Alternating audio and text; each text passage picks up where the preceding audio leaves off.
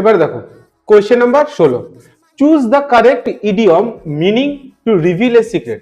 বলেছে choose the correct idiom, একটা সঠিক ইডিয়ম চুজ করো meaning to reveal a secret.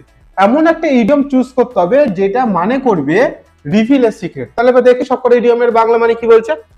Hit the nail on the আচ্ছা আগে দেখি এটা কি।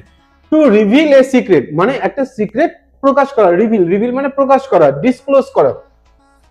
তো বলছে হিট, হ্যাঁ, টু রিভিল এ সিক্রেট একটা সিক্রেট প্রকাশ করা।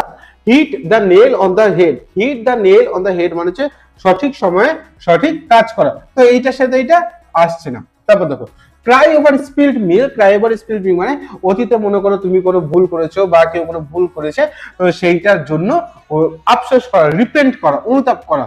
তো সেইটা হচ্ছে ক্রাই ওভার স্পিল্ড মিল্ক। তো এইটার সাথে এটা আসছে না।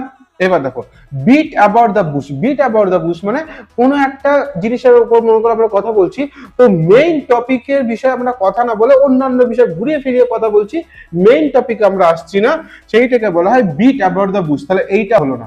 এবার দেখো স্পিল দ্য বিনস, আচ্ছা স্পিল মানে জানো কি? স্পিল মানে হচ্ছে মনে করো একটা পাত্র আছে, পাত্রতে কিছু তরল জাতীয় জিনিস রাখা আছে, তো ওই তরলটা মনে করো একটা গ্লাস, একটা গ্লাসে জল রাখা আছে। এবার ওই গ্লাসের বাইরে জলটা যদি পড়ে যায়, কিনারা বেয়ে যদি জলটা বাইরে পড়ে যায়, সেইটার বাংলা মানে হচ্ছে, সেটা ইংলিশ হচ্ছে স্পিল।